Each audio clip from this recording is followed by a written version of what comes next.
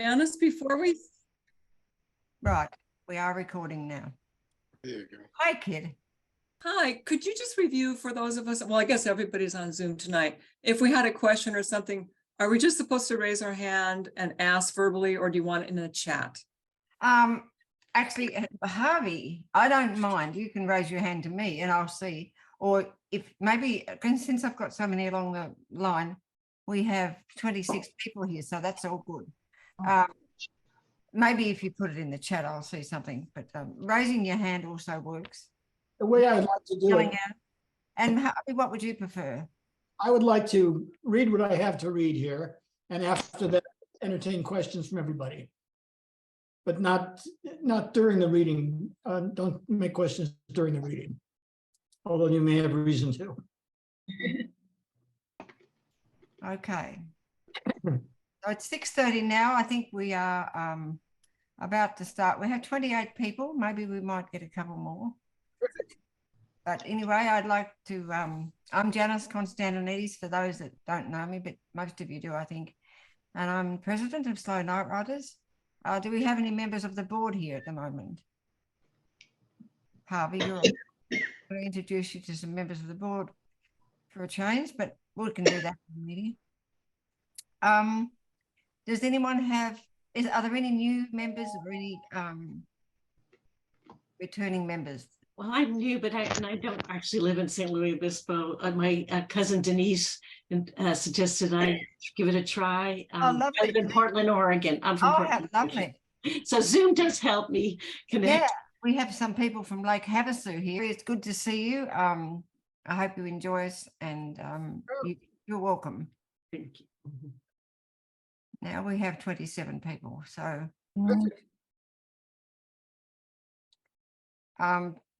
well, if nobody's got anything to tell me, I have something. you tell me then, Diana. Okay, I can't see anyone. I'm having issues, but anyway, I can still talk. Good. I'm new. I go to Anne's writing group on Wednesday nights every. And yeah, you're in very good company. I am. It's really fun. So I'm just a newbie. I just thought I'd say that. Have you written much, or what is your genre? Oh, well, I started blogging and I really enjoyed it. And so now I've written a book. Hi, Julia, welcome. And it's in its final phases of something or another. I've never done this before, so I'm learning as I go. And then I've written another book, but I haven't finalized it yet. Deanna, am I looking for you? Are you the person that Terry was trying to find? Did you send in some work to be in the critique group tonight? And didn't well, I did send in a thing about Africa. Yeah. Okay, now we've isolated. He couldn't find you, and he was a bit concerned as well. He had stuff he'd written for you, but I'll tell him that you came to the meeting. But please feel welcome to come at 5 on the second Tuesday of every month, and you can join in the critique group talks. It's 5:15. Sorry, Jim. Yeah, 5:15. And where are you located, Deanna? Oh, I live in Morro Bay. Oh, okay. Well, if you want to come to the meetings in person, by all means, that'll be lovely, because it's soon be warm, not raining. But if you're not well, or you don't feel like you could travel, we do offer them by Zoom, and they are recorded and uploaded to YouTube. Oh, no, I'd like to come, but I heard a second ago that somebody here is calling in from Portland, and we leave here the end of May every year, and we go up to Portland and spend the summer. Well, call in. Well, if you could send a chat, or if you want any information, just let me know. Okay. Places to eat, places to go. Okay, thank you. I can hear a puppy. So, Diana, are you clear on, if you tune in here on the Zoom link, even if you don't come personally, you can send a piece of writing or anything you like. The criteria is set out on the website. what they like. I'm not sure what it is off the top of my head. I don't go to them, but you're very welcome to join the critique group. Oh, thank you. Thank you very much. Oh, no, I mean, we all need that. And what I was going to tell Denise that slipped my mind is that our very own Harvey Ardman is a beta reader. So Denise, if you're interested in at some point when your book gets to a level where I think Harvey, you indicated that you wouldn't mind reading. I would be happy to. Yeah, and you would be in very good company, Denise. I just Okay, don't, sounds I don't good. know how to get all of you on my screen. I don't think you can because we've got 31 people at the moment. Oh, okay. You All can right. just move the little If you arrow. go, if you go to view, click on view in that upper left-hand Oh. corner, it will open the whole screen up. Welcome, Judy. Well, they, Very good on you. Oh, that's lovely, lovely lot in the wet. So, so that was I needed to tell Denise because I didn't want to interrupt Terry or Mark that Harvey, if you do need, and I understood you're not ready yet, but if you do get ready, he'd like to do that. He told me. I'm ready anytime. Okay, thank you. And you can talk about that. So, does anyone else have any news for us? No. Okay. So Hello. let's open well, we've opened it. And hello, Hello. Emil, did you want to say something? Yes. Yeah. Yes, I did. I just wanted to say I'm a returning member, and I spent part of last year, I guess, anyway, coming to the meetings, and I just wanted to let you know how much I enjoyed it. I've loved the discussions. I've loved the lectures, the ideas, all of the things that I've learned from everybody. And it's just really fun to be back and really fun to be in a group that loves writing as much as I do. And I just want to say thank you for doing this. And I just love being here. So thank you. You're so welcome. And Jamel, do you come to the critique group, the round table? Oh, no, I don't. I don't come to that. Is that something you'd like to do, or are you aware of it? Or Well, Jamel, yes. Jamel lives in North Carolina. oh, right. Hi, Sherry. Well, you can pop in at 5:15 if you've got a query. I mean, there is I can send it to you. I find it. They do format. I think it's only 1 or 2 pages, and I think it's double spaced, but I could be very wrong. Well, it sounds really interesting, and I think I would enjoy that very much, but I do have a work schedule that kind of goes up and down, Mhm. and I can't control it. So I would hate to, commit to being a part of that and then be unable to show up doesn't during, matter. It doesn't important matter. times. It doesn't Well- matter if you don't show up at that meeting because there's usually well attended. People like it, and if you either come or you don't come, just if you send your work in, I think Diana did it this time. She sent it in, and they were looking for her, but she wasn't there. It'll just be that someone else gets a turn. Hi, Judith. Yes, I do have something to announce. Okay. I you. applied for a scholarship to a wonderful workshop called Elk River workshop in Montana. And it's a 6-day workshop, and they had scholarships for people who met the criteria. And I decided to write about age, thinking I'd probably be the oldest person. And I think I made a pretty good case. I may submit the letter I wrote for our newsletter. People might find it interesting how it impacted my writing. So I got a $1,600 scholarship, but I'm in the process of raising money because I'm very low income for accommodations and some travel expenses. So I may ask for a little help from my fellow writers. I have one person already donate a plane ticket, and Really? I'm doing pretty well. I only announced it yesterday, but I just hope you don't mind. Even $5 will help me get there. So just so you know what it is and who I am. Do you know that we have the thanks to Denise, we have a newsletter now. If you want to drop, do you have her email address? Because I can send it to you. Yes, please. Yeah, okay. I'll just make a Be note. sure. And I'll send a little information on the workshop because people may be interested. It's in Montana, just an hour from Yellowstone Park. So it's in a wonderful location that deals with nature and writing. So I will put something in the When next is it, Judith? newsletter. It's When is it, mid-August. When is it? Mid-August. Oh, okay. Well, if you Great. need, if you want, Congratulations. I know, I was really thrilled. I didn't think they'd accept age as a diversity, but I think I'm a lawyer's daughter, so I think I made a good case oh, good, for age.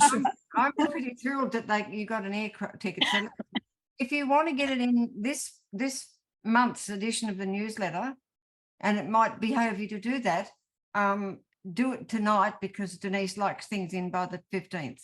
So Or she's first in the morning, okay. yeah, first thing in the For morning. April newsletter, you need? Yeah, Okay, very the good. 15th of the month is the cutoff. So just so it if you want to run it a couple of times, because I think people would like to help. That would be wonderful. I'm quite reined in, so I don't mind staying home yet another day to work on things. It is good for writing all this rain. And we'll pick you up with a bag full of brochures about night writers. You can distribute them all about where you go. Okay, well, thank you. If that's all anyone, we have now 30 people. We had 31 a minute ago. So I'd like to welcome Harvey Ardman. Where are you, Harvey? Where's Harvey gone? Ah, I got you. Janice, could everybody mute themselves who is not going to be speaking, please? Okay. Would that be all of us? Unless you want to say something. Okay, Yes. Just unmute yourself, put up your hand or put it in the chat. okay.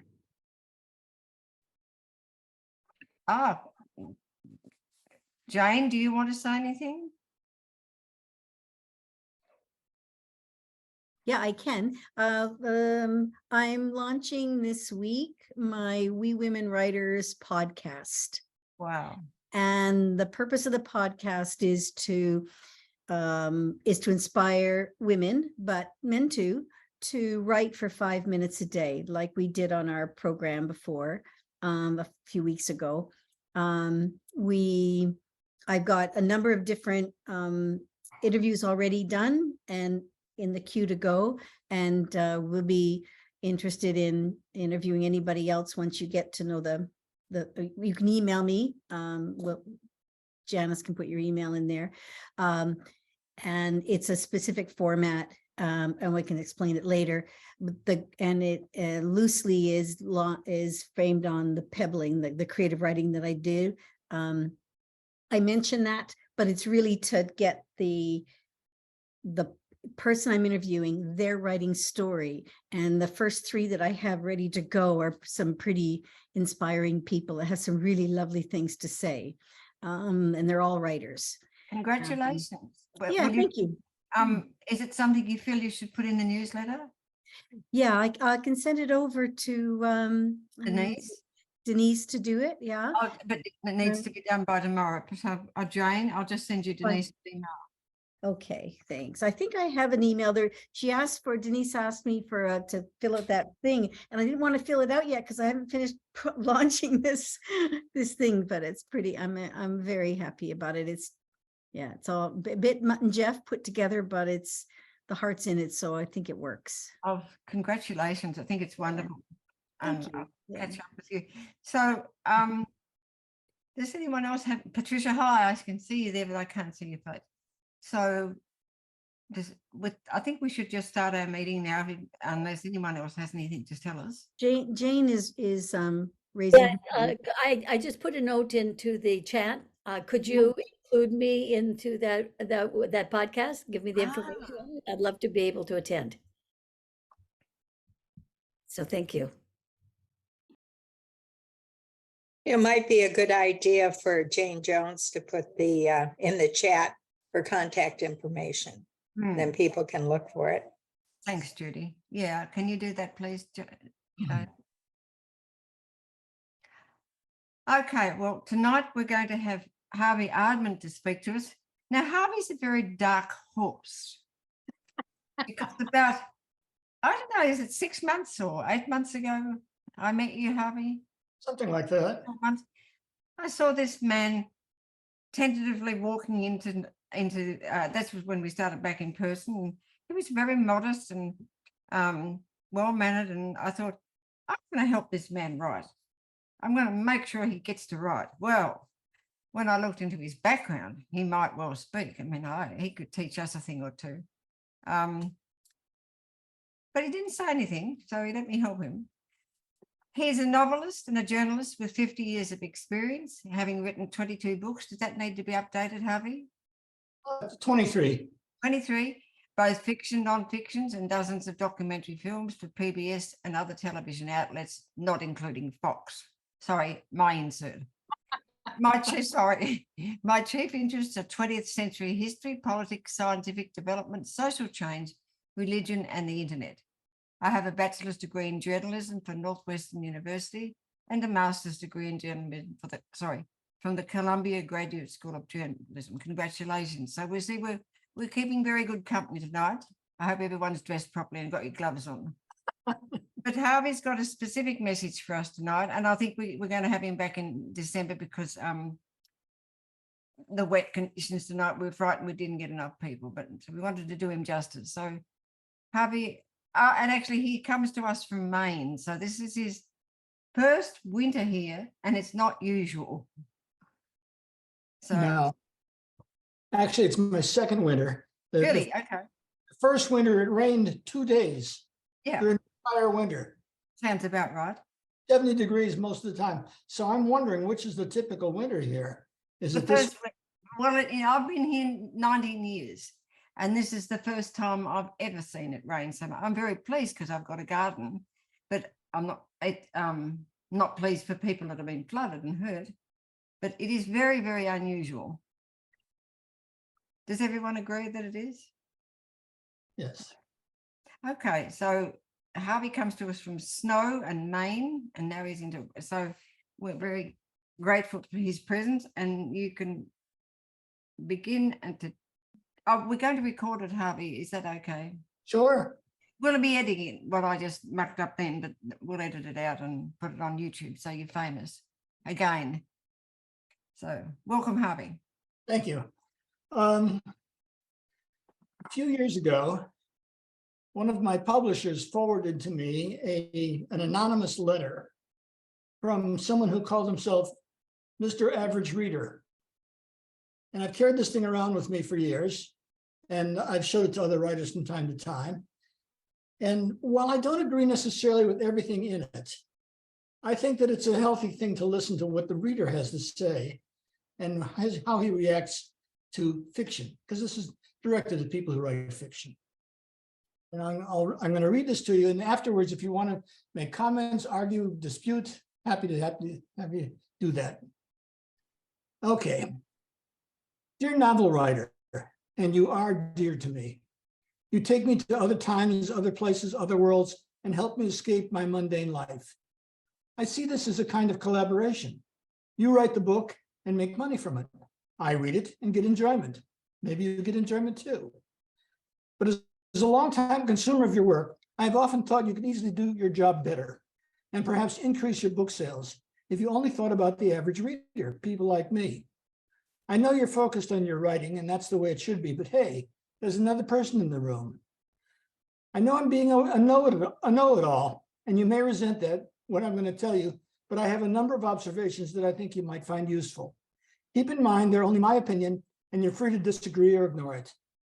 After all, I don't know anything about writing, although I'm pretty well versed in reading. Welcome, David. Also, keep in mind that I'm only telling you this for your own good. I'm going to start with some trivial things, or at least you may find them trivial. I don't. Typos. First of all, of course, I know what you meant to type. I'm not an idiot, but your typo snapped me out of my fantasy. I forgot the other world I was immersed in and remembered that some guy was writing this stuff and he was being careless. It took a moment to re-immerse myself and I thought a little less of your book. Mistakes are even worse. Wrong facts, wrong geography, wrong history, wrong whatever. Whenever I see these things, I hope you'll forgive me for deciding that you may not be reliable and that I'm dubious about everything else you write in your book. All the facts, all the information. You're letting me see the man or woman behind the curtain. And as a reader, I'm trying hard to ignore that person. I want to be immersed. Please don't let me see the flaws in the process, please.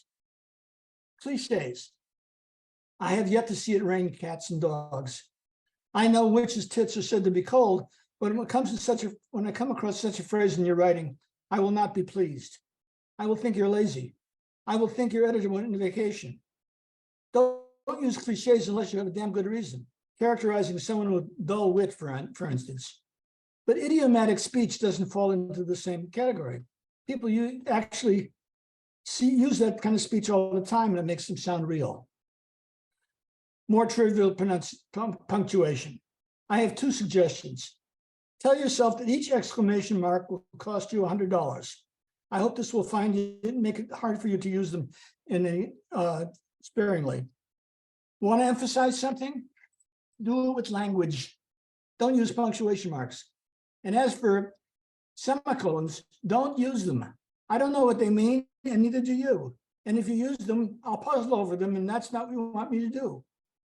Trivial stuff, I know, but that sometimes accumulates. Here's another one, big words. If you want to use a word that calls attention to itself, if you're letting me see your tradecraft, and that's the last thing I want to see. I know sometimes you're showing off or making a joke, but that's distracting me from your story. And I'm making a game effort to focus on it. Use a big word if you can't help yourself, but realize you're paying a price for it, and so am I. Sentence length. Do you realize that your average reader is a normal human being? Is a normal human memory? If so, please don't ask me to remember the beginning of a 30-word sentence by the time I get to the end of it. I warn you, I won't remember it. And I'll look back, and when I look back, I'll see if I can figure out what you were talking about. I lose track of the story for a moment. Is that what you want? By the way, if you're writing long sentences habitually and you expect me to decipher them, you should know you're losing me altogether. Going backwards, it interrupts the flow of the story and it's boring. Another thing about sentences, please put 2 spaces between each sentence. It's a signal to my mind that one thought has ended and another has about to begin. 1 space doesn't quite do that. I don't care what the so-called experts say. Okay, paragraphs now. Same things apply. No long paragraphs, please, regardless of what the grammar mavens say. What gave them the authority anyhow? I have a normal memory, and if you give me a 12-line paragraph, I will definitely lose my place and have to go back to the beginning of it, try to capture what you're saying. Will I be successful? Will I be focusing on your story? Don't hold your breath. And how will I regard your work when I don't encounter your next 12-line paragraph? When I come to such a behemoth, I look down the page and skip to the next indentation. Try to jump back into the story. Maybe I'll succeed, maybe I won't. We share the risk. So my suggestion, indent frequently. Every time you do so, you're making a hook to grab me. And for you, that's against the rules types. I hope you are forced to spend as much time as you can reading the works of William Faulkner. All of this applies to chapters as well. They give me a stopping point. Don't give me a 30-page chapter. This will only force me to choose my own stopping point, and it probably won't be the one you have in mind. I'll probably be reading your book in parts. You should make the parts, not me. Speaking of chapters, I have a bone to pick with the authors who numbered them. The numbers tell me nothing. I know they're useful to you, so you can find your place when you're writing or rearranging, but they're dead weight to me. How about a chapter title? Maybe something that hints at what's to come or suggests the subject. If you want, you can use the number 2, but I won't pay much attention to it. But if there's a title there, that will keep me on track. Okay, last remark about length, book length this time. As an average reader, I have rarely read a book that was too short. And I have read many that had led me to feel that I'm struggling along a muddy road.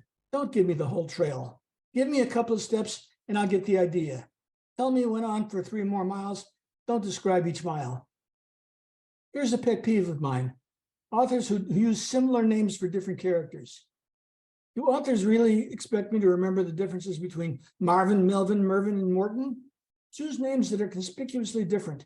Fred and Bartholomew, Susan and Victoria, Betty and Tina. Use names with different first letters.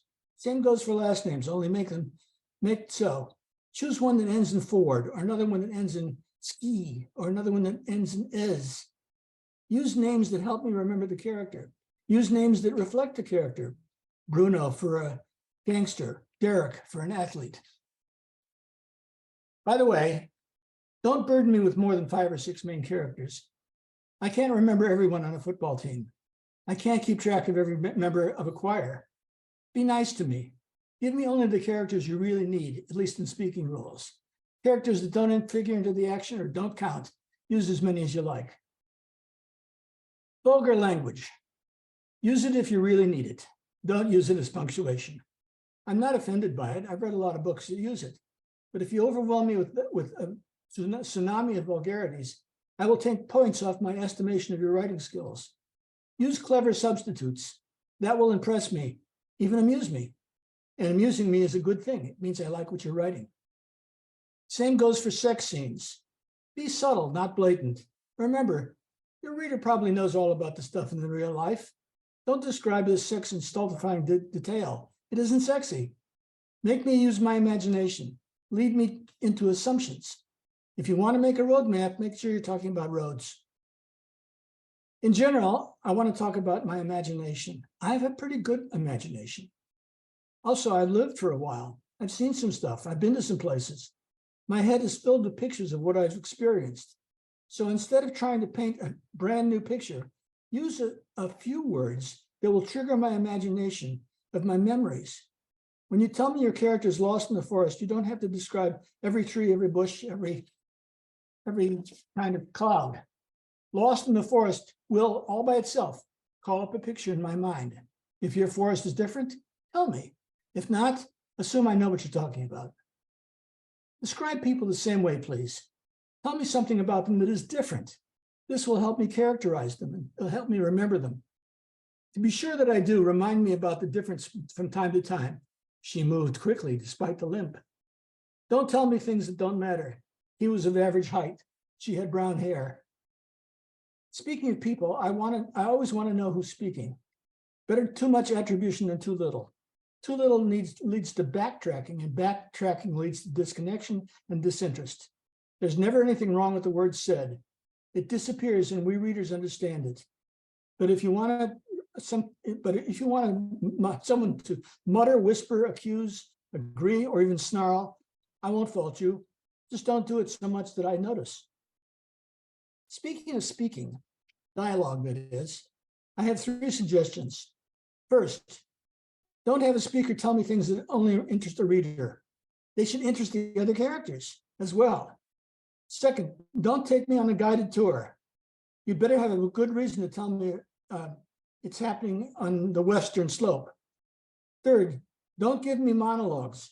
Dialogue should be a conversation between 2 or more living, breathing people. It should consist of normal give and take, questions and answers, observations and reactions, information and action, never one without the other. The weather. Does it matter to the story? If so, tell me about it briefly. If not, I don't care. And every word that I read, I care about, pushes me toward boredom. In fact, ask yourself if a reader should care about what you're telling him. If not, and your words serve no purpose, delete them. The same goes for geographic features. Unless they figure into the story, they deserve no more than the briefest mention. Don't describe a cloud in such detail that I'll recognize it when I see it. A cloud is a cloud is a cloud. Now here's a substantive category, cheap tricks.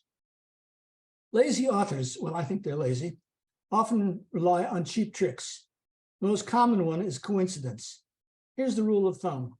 Good coincidences are hard to believe. The hero shows up at just the right moment. The heroine finds herself in danger. You expect me to believe that? Maybe you can have one of these per book, so long as you've had a strong foundation for it. But several? Forget it. But bad coincidences, the murder happens to be hiding in the middle of the heroine's care, that's much more acceptable, so long as it isn't overused. Okay, here's another cheap trick. The villain is insane, but we don't know that until the end of the story. Sorry, I don't believe it. This also goes for the secret relationships. Her dad is his brother's uncle. Please. No, it's a cheap trick. It seems to cost nothing, but it robs the book of its credibility. It becomes an amusing but superficial lie. Not a lot of reward there for the reader. The author solved the problem with threadbare stage magic. I lost my respect for him, and my interest in the book vanished. Now, this one's personal, I admit it, but I think the cheapest trick of all, the cheapest thing a writer can do, is to put a child in genuine danger. I don't like the way that makes me feel. If I come across this trick unexpectedly, I will not just shake my head. I will dispose of the book. If I get the chance, I will badmouth it. It is the laziest, most despicable trick that a writer can use. It proclaims lack of creativity and empathy for the writer. Perhaps there are exceptions. Lolita could be seen as one, I suppose, but they are rare enough to be non-existent. Does my character have to be likable? Writers often ask. Well, as a reader, I'll tell you that you'd better have a main character who is in some way very likable. I don't like spending time with despicable people. Do you? If you have one of these in your book, you'd better have somebody who's also with the equivalent likability. What about unhappy endings? The famous Russian painter Ilya Repin painted a masterpiece about Ivan the Terrible and his son. Ivan had killed the boy in an argument and was holding him in anguish over the dead. Happy ending? Hardly. But this was a masterpiece. Norman Rockwell could not have painted it. Of Mice and Men by Steinbeck. Happy ending? Far from it, but it was a masterpiece, so we honored it. If you're Repin or Steinbeck, you can get away with unhappy endings. If you're not, beware. Your reader may never pick up one of your books again. There's another kind of ending that I, as an average reader, hate. Vague endings, indeterminate endings. Guess what happened after that endings? Please don't be vague. As a reader, I want to know how this book ends. Otherwise, I will struggle to resolve it. Please don't make me struggle. It will make me avoid your books in the future.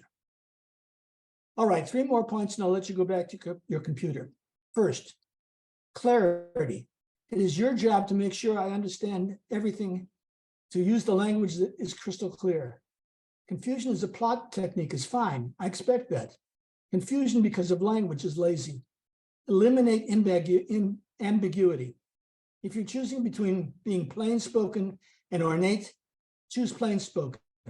I might not be quite as impressed by plain speaking, but I'll know what you're talking about. That is absolutely critical. Second, another critical point, always be credible. I want to believe you in every detail, all details. I want to believe your character's motivation. I want to believe the situation. I want to believe the action. I want to believe the consequences. I am determined to believe your story is absolutely true, at least when I'm reading it. Will I? That's not up to me. That's up to you. What will this require from you? Good judgment, a well-tuned sense of what's believable and what's not. Take no chances here. Your book will live or die based on its credibility. Third, and this is probably the most important point of all, the way I see it, your first, oh, someone's knocking at my door. No. Your first order of business, hold on just a second. I'm sorry, I'm busy. We'll do this later. Your first order of business to entertain me. That's why I pay you. That's why I've chosen your book. If you do that, you're a success as far as I'm concerned. Now, I know that you want to entertain yourself, but maybe that's why you're in the business, bottom line. But as far as I'm concerned, that's secondary. One last piece of advice. Write your book with the knowledge that your reader is always on the knife edge of boredom. Write that down, paste it on your monitor, and read it from time to time. I don't have any hard evidence for this, but I'm absolutely sure it will improve your writing. So that's it.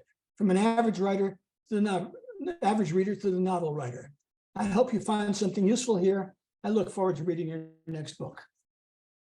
And that's the letter. You're now free to comment, to argue, to agree, to disagree, whatever you like. How would you feel if you gotten such a letter? Would it be Oh, helpful? taking the exclamation marks and the semicolons out of my work. Get rid of those things. You had it. What's I that? just, How long have you had the letter? Oh, I've had a letter for about 15 years now. I keep it and I keep reading it from time to time. It's very good. I'm guilty of everything. Well, then Well, not everything, but pretty much. I like the letter. it's useful to know what the average reader thinks, it seems to me. And we very rarely hear from the average reader. I mean, we hear from each other and we're anything but the average reader. We're writers. I would comment on your comment on the weather. It just depends what the story is. If I'm reading The Old Man and the Sea and a storm comes up, I want a description of the storm. Just telling me there was a storm isn't enough. You're absolutely. So it depends on the story. Absolutely. But don't tell me about it if it doesn't depend on anything. That's what Right. He says, Maybe you ordinary could day. solve for me something okay. Maybe you could solve for me something I never understand in writing classes. They're always talking about the narrator and asking if you have, what's it called? An unreliable narrator. Yes. Now, that's not considered a bad thing, but my question is, how do I know that the narrator is unreliable? I don't know. You catch him in lies, I guess. Or you see that he misunderstands what's going on, or he misinterprets something that's happening. And and maybe he embarrasses himself. I don't know. I've never used that technique, but I like the idea.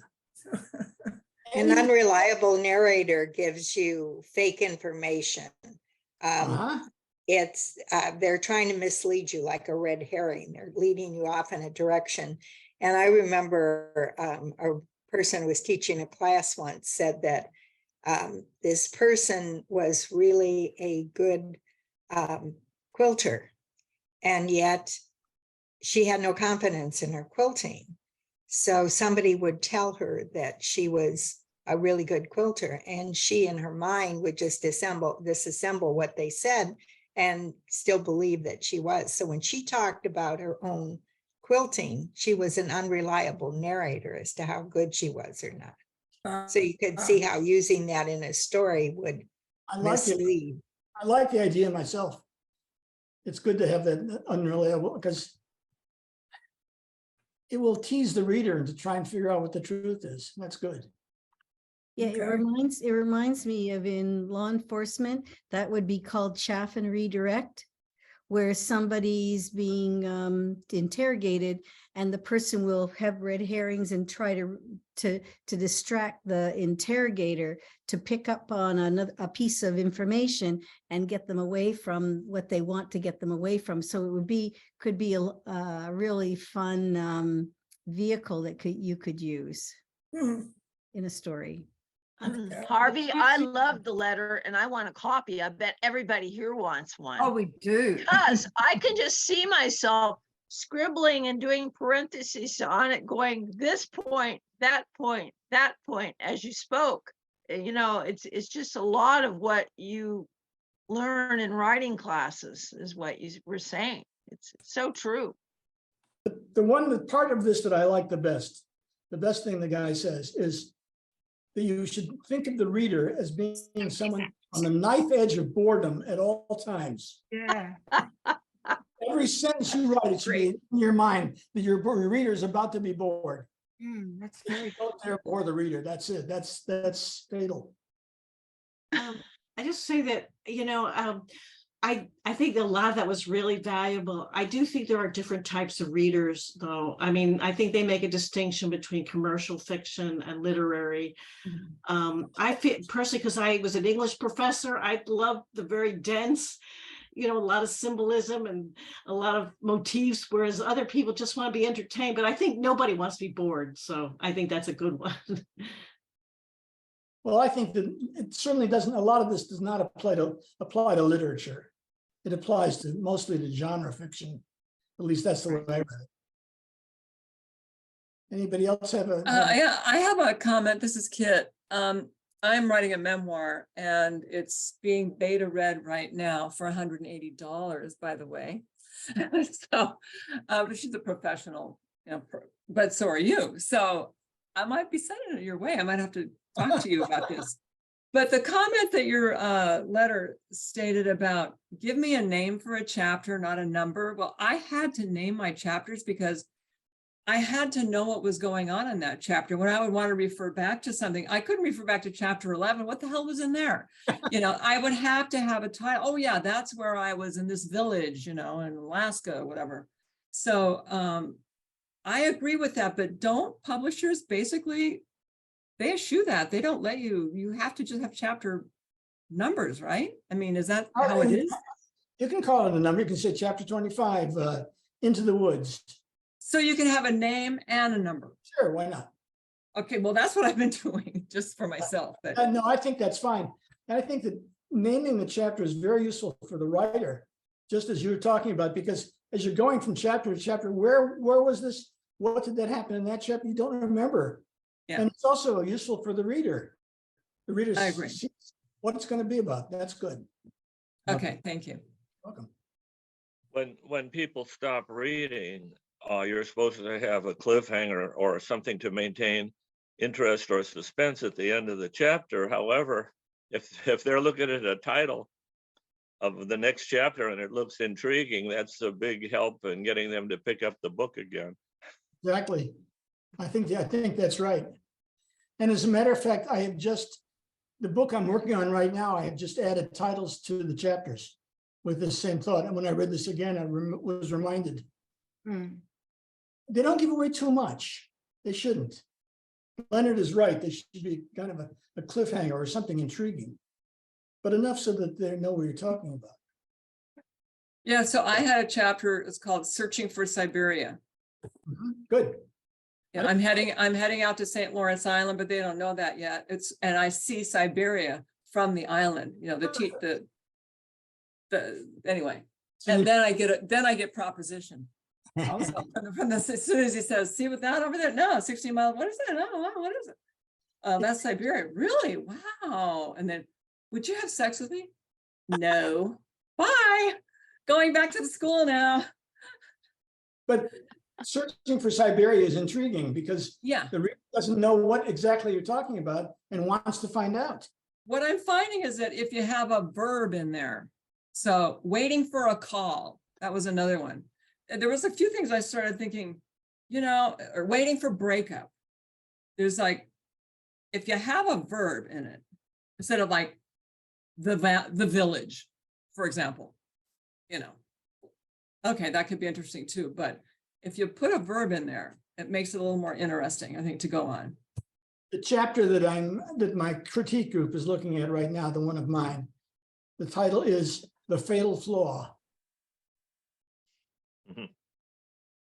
Let them see what that is. Well, it's enticing. That's the idea. Yeah. There's one rule I would add. I maybe I didn't hear it, but a lot of novels I've recently been reading go back and forth in terms of time, sometimes 100 years different. And sometimes they're 3 different times, if not more. I get annoyed when the author doesn't give me a clue with a time switch, when I have to spend too much time trying to figure out what century I'm in. And it's just, the person doesn't have to declare, oh, now we're back in the Middle Ages, but give me a clue in some way that I know that I'm not in Boston in the 20th century. I think that's exactly the right reaction. The readers, you should never wonder where you are. Never, certainly in time. Let the writer give you some clue, some idea. Refer to something, refer to an event or a king or something like that. Do whatever's needed. Right. I must mention once I laughed. We've got a writer called Marilyn Meredith. Does everyone know Marilyn? She's an older writer, but she's written many mystery novels. And she gave a talk to us once, and people brought up the matter of sex. She said, "Look, I just closed the bedroom door." And I What thought, did she say? just closes the bedroom door and leaves it. As Harvey said, we've all been there. Well, I haven't, but most people. Most of us know what sex is all about. At least most readers do, and it doesn't have to be described. If you're describing this sex, got to be wary, because that's going to warp the impact of your book. The reader's going to be caught on that in a way you might be too much for you. But you talked about genre before. Romance novels will expect more details. That's right. That's right. Absolutely. That's right. Genre you want, that's the whole purpose. In fact, that's what romance novels are. Yeah, the emphasis being on romance Yeah, as opposed to other. that's right. Anybody else have any comments? Poetry. I'm curious what kind of writer this was that wrote this, what genre? The writer who wrote this it's an average reader. It's not a writer who wrote this. Not a writer. It was a reader who wrote this. That's why Okay. I found it interesting, A reader They of one of must your have been a writer. They hit all the points. They hit a lot of points. And it's easy to forget them. It's easy to go off and Yeah. do concentrating and just don't remember. The naming thing is one of my, that one is something that's really easy to get. Yeah. You have to give your characters unique names.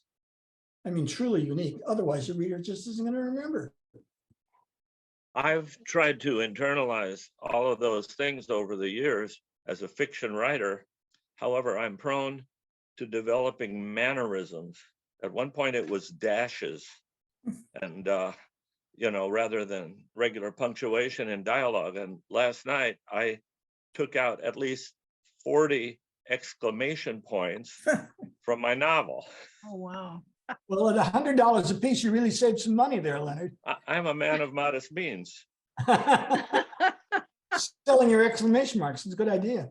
I think If you use a good descriptive noun or verb, you don't need the exclamation point. absolutely. I agree with that.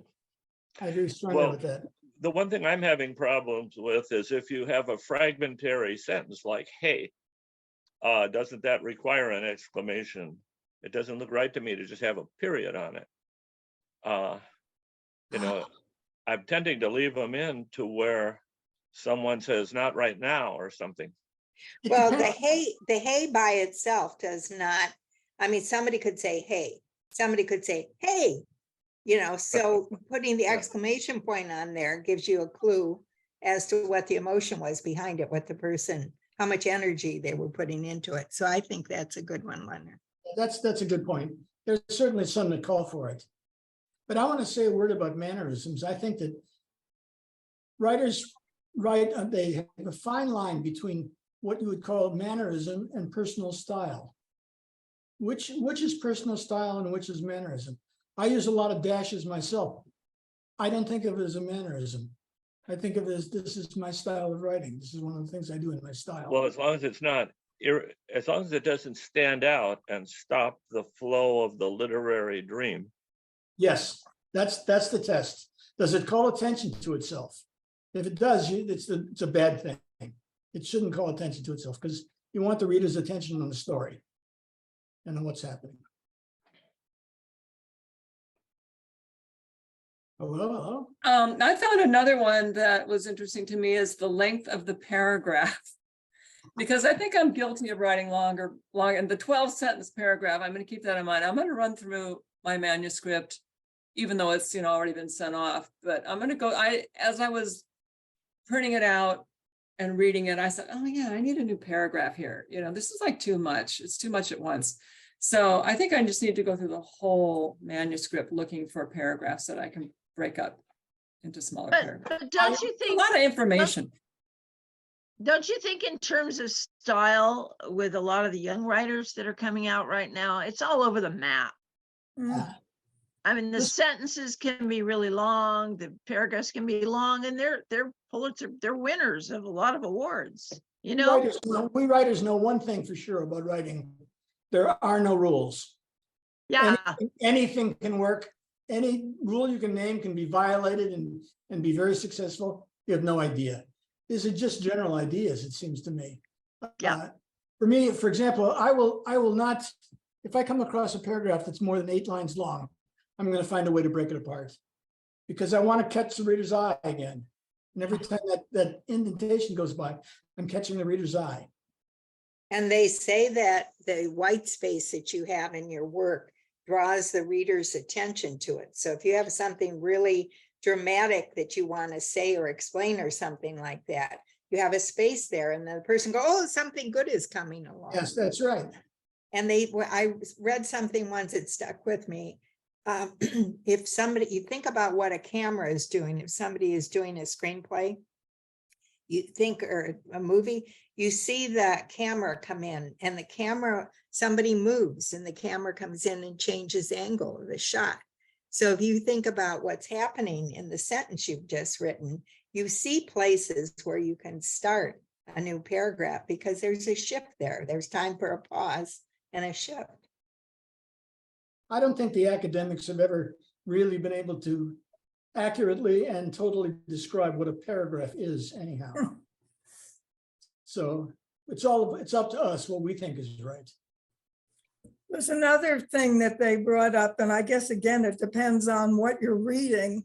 I used to get fabulous scores on English SATs and GREs, et cetera, consider myself really well read. I can hardly get through a single story, never mind the poetry. The stories in the New Yorker, if I have to look up more than 5 words in a short story, I'm out of there sometimes. I really get annoyed. There are times where a more interesting or unusual word is a good thing, and I don't mind having to look up a few. But when they're scattered throughout and you can't quite, get through the story, it interrupts the flow of your reading. Precisely. If it calls attention to itself, it hurts the writing rather. What else did you say, Harvey, that shouldn't happen to make you stop and realize that you're in a fantasy and you're not in a fantasy, sorry? You mentioned something that we... I don't know what you're referring to. Something in the, where there was an interruption or a piece that made the reader realize that they were reading and it wasn't, they were no longer engaged. There's many things in the manuscript that stop a reader and and remind him that he's reading something. You don't want to do that. You want to make those words almost disappear into his brain. So he's following the flow of a story and he's not really realizing that this has been created by somebody. He's in it. And readers, I think in general, readers want to feel that way. They're there to sign up and say, okay, show me this novel and I'll believe every word of it if you're good. If you're not so good, I won't believe it, but I want to believe it.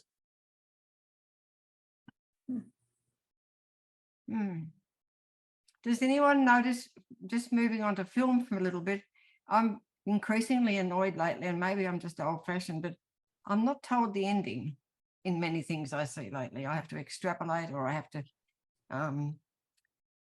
guess, or sometimes I can't even do that. And I'm thinking, well, it'd be nice to know what happened. I feel the same thing. Is it me, or is it becoming modern screenwriting? I think these things go in cycles. I don't have to say the end and it all they lived happily ever after. I don't want to have to know that amount of detail, but I wouldn't mind when something is really ambiguous. I'd like to know a little bit more. Well, I like to be ambiguous at the end of a chapter. That's fine. Because I want to shove the person onto the next chapter any way I can. But at the end of the book, I want them to say, I see, okay, I get it, I understand. That's just how I feel. Different writers feel different ways. And it's not that it's not I remember one of the things Susan Tuttle always stressed, does your story have a satisfying ending? I think the reader wants one. Yeah, I believe the reader wants one. That's why we cut the beginning, the middle, and the end. I want all three parts. Yeah. You know, two parts are not enough for me. The middle has to stop after a while and end someplace. Well, I just read a wonderful book called The Last Restaurant in Paris. And it did stop at a point where certain things were resolved that had been dealt with in the book. But you know that somebody could have written The Last Restaurant in Paris, part 2, part 3, part 4, which is what the movies do. So I liked it that it stopped there. It left me to imagine the next 10 or 20 years in the character's life. I didn't need to know everything up until the time they died. Maybe the writer was planning a sequel and leaving enough there for you to chew on and expect a sequel. That's often the case, isn't it, these days, particularly with movies? Yep. I do agree with you, Janice, though there are more films now that are leaving you going, oh, make up your own ending. I see the frame. I've got to the point where I see a frame coming and I'm thinking, do not start showing me credits. And they do. And they do. And I'm thinking, oh, dang it, I needed to know just something. I can't give an example, but I just needed to know a little bit more. That's what I'm saying, do not show me the credits. I've been writing a trilogy, and it starts out with a certain character. The second book brings in new characters, and the third book, and of course there's still a lot of questions, and each book has an ending, but in the trilogy, I want the third book to have the answers to all the questions that have come up in the other two books. Yes. So hopefully that works out. But they could stand alone if you needed them to. Oh yeah, Yeah. absolutely. Each book could stand alone. I think we've got Maybe a lot of Cheryl- interesting people here tonight. Maybe you should have a little note in your book that says, if you want to find out everything, just go to the third book and you'll find out. Well, I think that's probably in the introduction. There's another thing that comes to mind is sometimes I really want to break the fourth wall, hit the fourth wall. Because if it's too bad or it's too wicked, but it's meant to be tongue in cheek, I'd like to be able to say, and I saw it in a movie recently and I didn't mind it. And I'm thinking, well, people do it.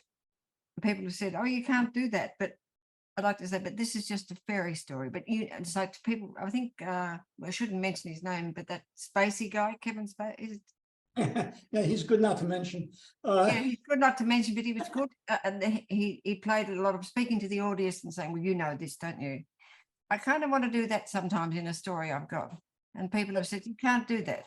That movie about the prime minister, that series about the prime minister, Ian Richardson was doing that all the time, turning to the camera and speaking. And it was quite charming. Yeah. It can be done if that's what you are going to do with the reader. You're kind of, the writer's having a conversation with the reader. And the reader knows that. And after a while, it doesn't hurt, I think, in some cases, for the writer to turn and say, what do you think? Did I do this well? Or are you still interested or whatever? So those think styles are in direct contrast. One, you mustn't be invasive and just let the reader become immersed in the book and don't. But then this other one is where you pull them out and say, wait a minute, but this is. As I said, there are no rules. You can break every rule that there is. Well, remember the writing, I think it was 18th or 19th century, where particularly the romance, they'd say, dear reader, what would you have done with a man like that? You know, and they'd break out and make some comment, and it would be quite charming. And you already knew you were reading a novel, so it wasn't like, my God, I've now been pulled back to reality. I actually did that in one, I wrote something called Love in the Time of COVID. And maybe because I'm not good at writing sex scenes, I ended up saying something like, you know, and they went to the bedroom, and reader, you can imagine what happened there, or something like that, or, you know, use your imagination, or whatever it is. It was sort of a cop out, but I thought I'd sort of borrow that from romance novels. And the bedroom door stayed closed for 8 hours. Yeah.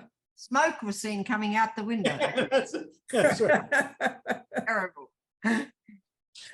What's that lady whistleblower in Bridgerton? She did a lot of stuff. A lot of those early novels, Judith, were didactic, though, weren't they, dear reader? They had a moralizing thing going on there that the narrator or the author.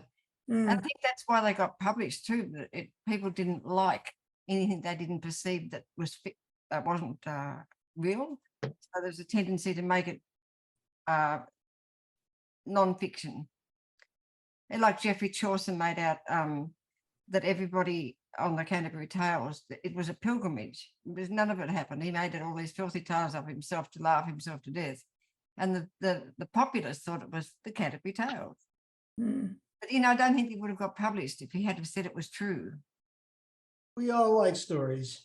We love stories. Yeah. We scarcely care whether they're true or not. We just want to hear stories. Got more stories.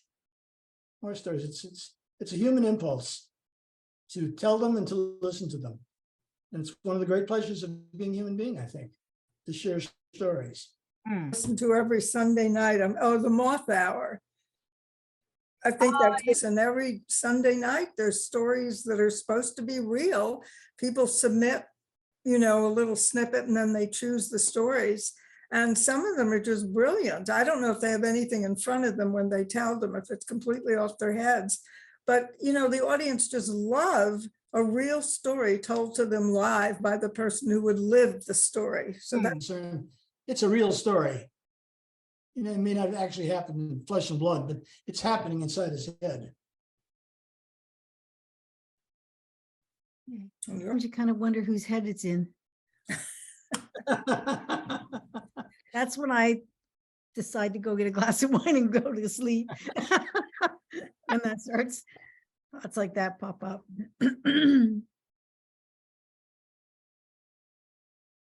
Well, I will see about how we can get copies of the letter to people if they really want to have a copy of it. I'd be happy to distribute it.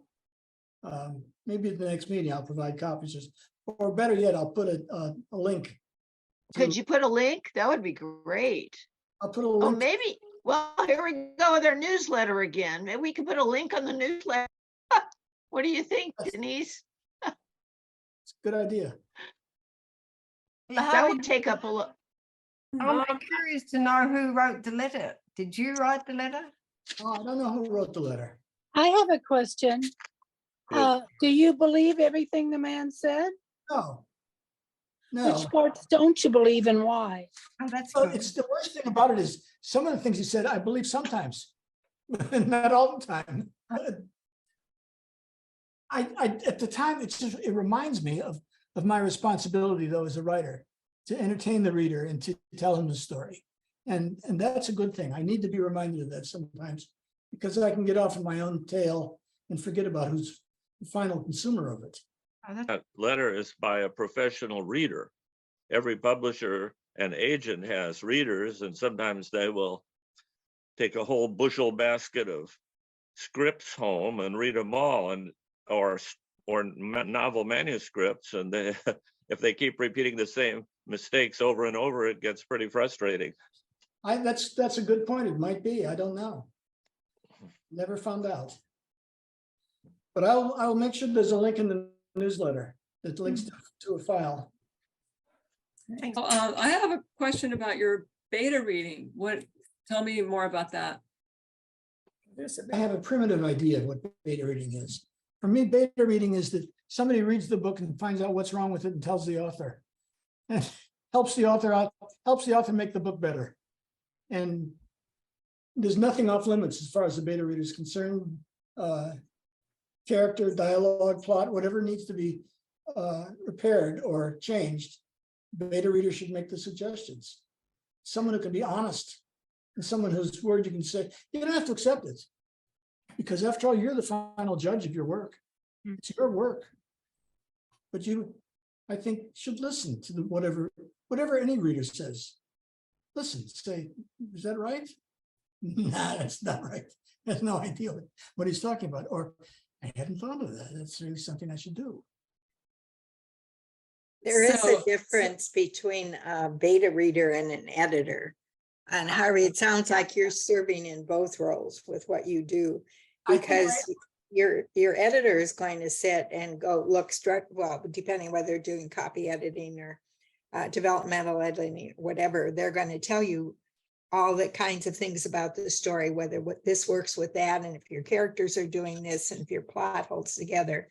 But the beta reader sits there and they read as a reader, most beta readers, and they just kind of look to see if stuff hangs together. You know, they'll tell you things like, your character was just not real at all. Now, your editor might tell you the same thing, but your beta reader is coming from a different perspective. And they'll see things in there that, you know, hey, this story doesn't make sense to me. You know, you did this here and the character seemed like a really nice guy. And then all of a sudden I couldn't believe that this happened, whatever. But it's not so much the fine point things. I'm not saying there's anything wrong with doing editing with it too, but technically a beta reader is more going to tell you as a reader whether this story made sense and whether it held together, whether they liked the characters, you know, how it worked out. Where the other one is like an English teacher correcting your, you know, the errors in your. Yes, to my mind, that's a line editor who is really going through each sentence and judging and fixing each sentence that needs fixing. Well, But there's copy editing, there's line editing, there's developmental editing. So you're doing a lot of developmental stuff, it sounds like, when you're doing it. what comes naturally, what comes naturally to me is to look at the whole work and see what works and doesn't work. It sounds like it works for you. Well, to simplify things, because I'm just a beginner and I have my little novel, I found 6 people, some of them were friends, and I looked up online and I asked, I think Judy and maybe Susan, what questions do you ask beta readers? And I asked them like the same 6 questions. You know, was the story very, very basic? Was the story too short? Was it was it interesting? I can't remember what the questions were. I found them online, but anyway, it was very helpful. It was a good start, but it's very basic, you know, but I had them the same 6 questions or so, because I figured the readers, because my beta readers weren't experienced, so I had to direct them to somewhere. You know? My beta readers, same kind of thing you did. I gave them questions to look for. And I said, if you see something like where there's a misspelling or, you know, a mistake in there, just circle it, you know, and I'll go back and look at it. And that was helpful to me to have that. But I did the same thing you did, Mary. I asked them questions, things that I was worried about, that I was concerned about, you know, that might stop a reader from enjoying the book. So, yeah, were the characters interesting? You know, I mean, it's kind of general. But. Yeah. Should a beta reader be a writer? Oh, I think they can be. I think a variety. I think it's nice to get a variety, you know. You can. Well, that's why I asked the question about you being a beta reader, because, you know, I've had 8 regular beta readers.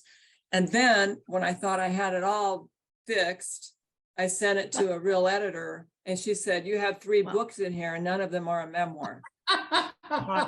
So that's how good my beta readers were. So then I had to completely change everything. And now I think I've got it down to what, you know, she's asked for it, but I'm sending it to a couple beta readers. I'm ready to send it to a publisher, but you know, I'd like to get a couple other opinions before I send it away. Yeah. So I think it's do you important charge for your beta reading or what?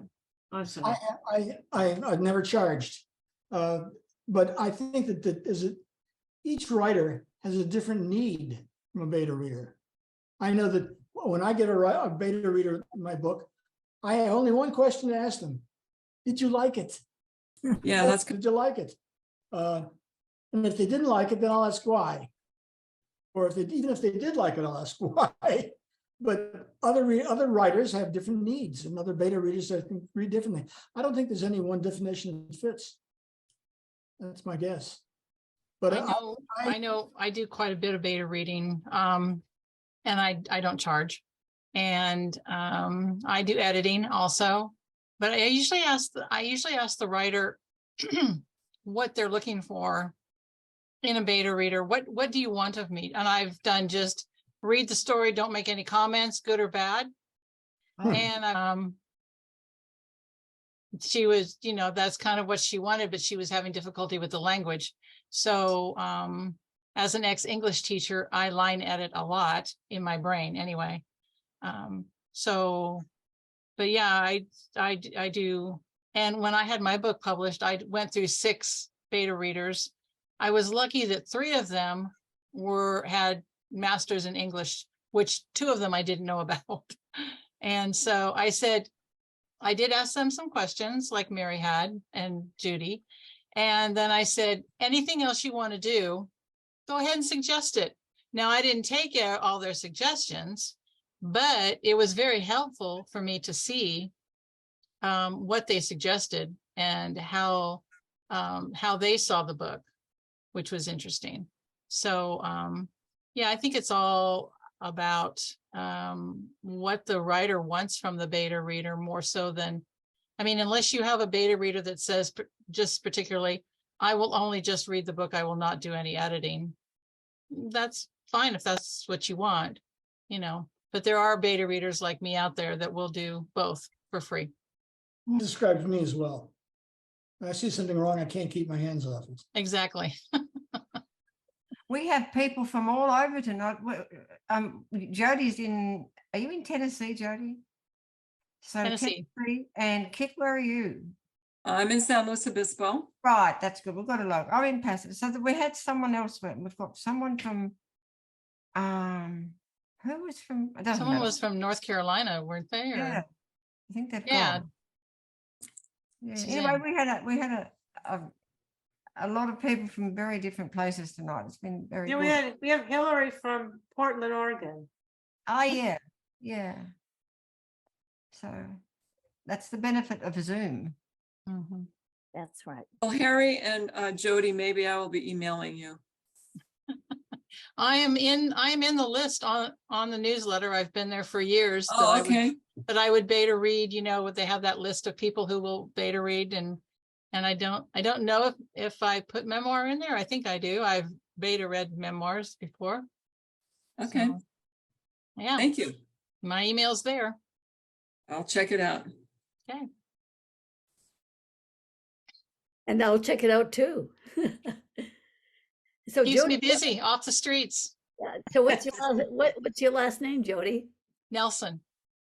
Yeah, Yeltsin. Jody Jilkowski Nelson. Okay. Good. I can put my email in the chat too. If you want. Thanks, Jody. But yeah, it keeps me busy. I do it as a way to pay back. My beta readers were so helpful to me, and I was so thankful to find them. And I'm thinking, I've got the time. I'm retired. What the heck? I think of it as practicing my craft. Exactly. It's amazing. Talking about exclamation points, I beta read a woman who almost every sentence ended in an exclamation point. She probably had thousands and thousands and thousands of dollars worth of beta points. Yeah, that and buried dialogue were her big things, but yeah. Well, anyway. No, I don't even hear people talk about buried dialogue anymore. That was Susan's big thing. And I don't see articles on it or anything. Really? I don't know. That's what a shame. And What is I've quit being so fanatical about it as I used to be. What is it? I don't even know. I don't either. Buried dialogue is when you have you'll introduce a character, and about 2 lines later, then you have a dialogue starting. Well, the dialogue should go at the beginning of the paragraph. You should find a way, because that automatic dialogue catches a reader's attention. They want to read more dialogue because dialogue is shorter. Yes. And so that's the way to catch your attention in your reader. So you don't bury it at the end of the paragraph. You don't, bury it in the middle. You can dialogue and then have line about something, and then maybe another piece of dialogue. But you should always try and start your dialogue at the very beginning of the sentence. Absolutely. And so That's very interesting. Yeah. I learned it from Susan Tuttle. So I didn't know about that. I mean, it makes And sense. they say the most important thing comes first. And like Jody says, the readers are interested in dialogue. A lot of Right. times they skip over the narrative and just go right to Right. the dialogue. Oh, I just read a short story in the New Yorker, and I got to the end, I realized there was not a single sentence of dialogue in the entire story. And it seemed to disobey all the rules, like, don't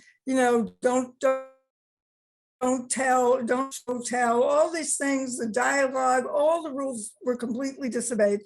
And I got to the end, I was a little disappointed by the lack of dialogue, because I'd rather hear it than have somebody tell me, well, they decided to talk about the latest Oscar awards. No, have them talk about it. But I was published in the New Yorker, and it was a pretty good story. No dialogue. I think the word dialogue is overused, and I would like to see the word conversation substituted for it. Because that's interactive.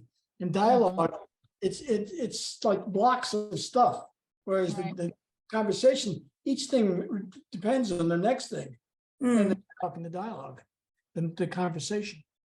Whenever I set up Zoom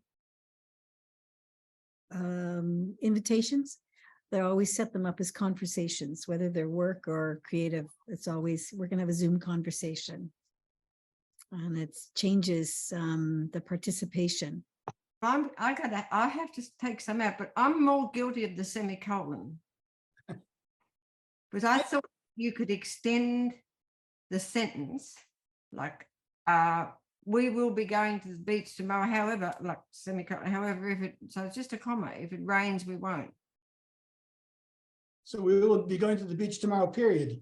However, if it rains tomorrow, we may be staying home. Right, thanks. I knew someone once that could do, I don't know what you call it here, but it's for A4 paper in an essay without a period, and he got excellent marks. I don't know how he did it. Oh, that William Faulkner, you read William Faulkner's sentences go on for pages. Well, this guy did too, and I'm thinking, and that's where I got the idea of the semicolon. I thought, well, I can keep extending and it doesn't stop and start. But you're right. I mean, it does.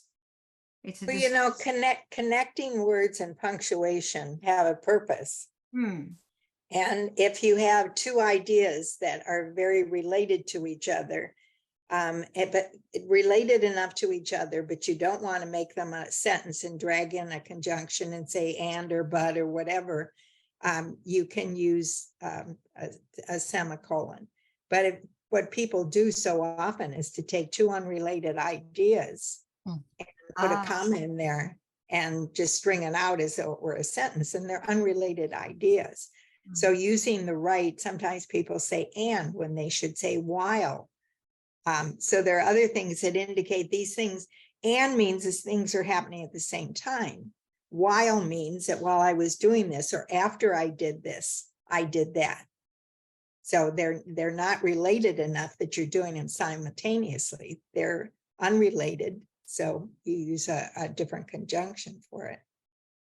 I think we should do a workshop on conjunctions and punctuation. I think I sound like I'm in need of a workshop on quite a few things.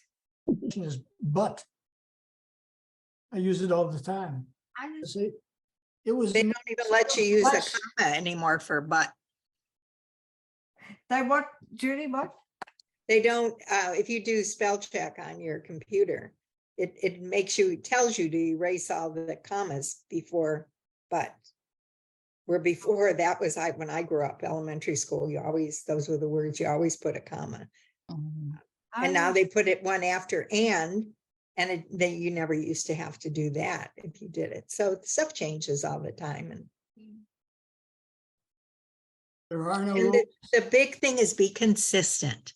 If you do a comma with but, do it all the time. Just don't do it sometimes. That's fair. I was letting my dear old scriptwriter friend look at my script. He claimed that my dialogue needed work, and I had a character saying, "So I've decided, blah, blah, blah." And right away, he grabs his pen and he puts a comma in after the "so." Now, this is dialogue. So I'm going to let the reader, the actor, decide how he's going to say that line. He may try it out 2 or 3 different ways before he settles on a way to do it. And here he is trying to apply the current fashion of correct grammar to my movie dialogue. I grabbed the manuscript right back from him, and he was very embarrassed. But it's, And some people do say, particularly younger people, they'll say, well, so, or totally, or all those words that you say are necessary if you want the person to be authentic. And that's the way they speak. You could put it in. well, Bill Absolutely. Gates is telling through Microsoft Word and its imitators is telling everyone to put a comma after "so," and it's not always required. So this is what I'm going to tell Bill Gates. Oh, that didn't need. Don't do that. I tend to just read it and listen to it, and that's where, that's how I punctuate. You know, if it sounds right the way I'm reading it, and my reader isn't necessarily going to read it the same way. Well, this old friend of mine, I was so impressed because he writes a book and then he reads the book aloud and he tapes it, and then he plays the tapes back in his car while he's That's a good driving. idea. So, you know, and he was repeating to me over and over last week, writing is rewriting. Oh, yeah. Yeah. That's where your story gets refined and readable. The context is hugely important. This idea of the word "so," what popped in my head was the screenwriters for Star Trek was one of Captain Kirk's, or one of the characters used to say something and make it so. Yes. And I use it in my business. I go, you tell me the times and dates and I'll make one of them so. And it's so it just and that's my nod to being a kid, but That was Jean-Luc Picard. was Picard. Well, he also, but Kirk had his own phrase. He had engage. No, wait a minute. Is it Picard? Picard was the one that did that? Oh, I think Picard was the one that did, and then one of them said engage, and one of them. well, that was engaged. There was that was yeah, okay. But didn't Shatner say it so also? I thought they both used the same phrase. No, they had different phrases. Okay, someone's got to Google that. We'll find out. Send me a text, Jody. This is the way idioms are born. Sorry, Harvey, what did you say? I said, this is the way idioms are born. Yeah. Of course, Jody, you are correct. It is Jean-Luc Picard. Did you Google it? I did. You know, our Monday night writers group, I'm always the one Googling everything. So. Yeah, it is. Thank you for that. Yeah. We have our inner Star Trek population coming in. Trek. Shatner's the only, there are 3 of that original crew still alive. Shatner and what's the Japanese guy's name? Sulu. Sulu. No, Sulu. not Sulu. Sulu was Japanese. He's an guy. activist. This guy's an activist. And then I didn't even know who the other person was that was on there. It's Shatner George Takei. Yeah, George Takei, Takei, yeah, who played Sulu. Takei. Yeah. Yeah. Yeah. He is an activist in That's the right. LGBT, That's right. Yeah. And look, LGBTQ. Uhura, is she still alive? No. She's not. Well, there's died James. last Duhan. year. As a matter of fact, they showed her picture in the Oscars on that, Oh, did they? I didn't watch it. Yeah. So there's James Doohan, and then Walter Coing. Maybe he still is. Walter Koenig may still be alive. I don't know about. He said David. Chekhov. Yeah, he might be. Well, He This was pretty young. article indicated there were just 3 of them that were left. I don't know how accurate. they Yeah, were. he's still alive. Walter Cohn, he's the one. That was anyway. probably the 3rd one, yeah. But that I- the idea that writers can write where they are and the context, the genre that they're writing in, plus the specific, like if it's like stage plays or if it's romance or if it's science fiction or whatever. And then if you're writing as a novel or you're whatever it is you're writing, there's this, and then it's the creative minds of the people that come together that frame it and make it. And then if they can get it to gel and get people's interest and pull them in and get them to have that experience, like you were saying about that guy that wrote the piece about just get my interest and give me a relief from my life. Essentially, let me live another life for a few minutes. It can be really, really powerful and it's just, yeah, life changing. You think back in the ancient Greeks and their theater, and you realize how long we've been telling each other stories. Yeah. It probably goes back to when we came out of the trees. The traditions, the oral traditions and the myths and how knowledge is passed until we begin to write. Yes. But Homer, I think, was done in a pretty much iambic pentameter initially in Greek, I think. But they had I remember they had a standard stock formula. So the storyteller, whether they were good or bad, would have to remember while he hunted for details about the Trojan War. There was Hector of the Shining Helmet, and the sacrifices was slit the throat, slay open the flanks, serve this to the elders. So he'd entertain the audience with these standard stock formula, and they'd think he was all wise, while he tried to conjure up some more stories to tell them. So there's an art in telling the oral story that I just remembered that from ancient civilizations. Kind of exciting. It's It's great what- to be participating in this particular art form. It's stimulating mentally, and it's a lot of fun to discuss it. Can be restorative. It can open up things, and you can shore things up and build them up, or you can cleanse things out. And it's just it's next to primal for me. And I think there's no end to the benefit. It's quite powerful. I agree. Thanks for sharing that, Harvey, by the way. I think I'll just reiterate what everybody else has said already. It's just really, really wonderful piece. Thank you, Harvey. It was great. Thanks, Harvey. Harvey, that's great. Thanks all very much. Good. And thank you everyone for coming out on this wet night. Oh, yeah. I'll open my blinds. I can hear it. Didn't hit a single puddle.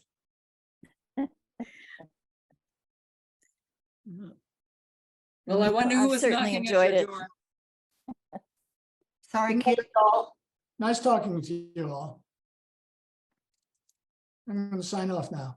Okay. Okay. Thank you. Thank you. We'll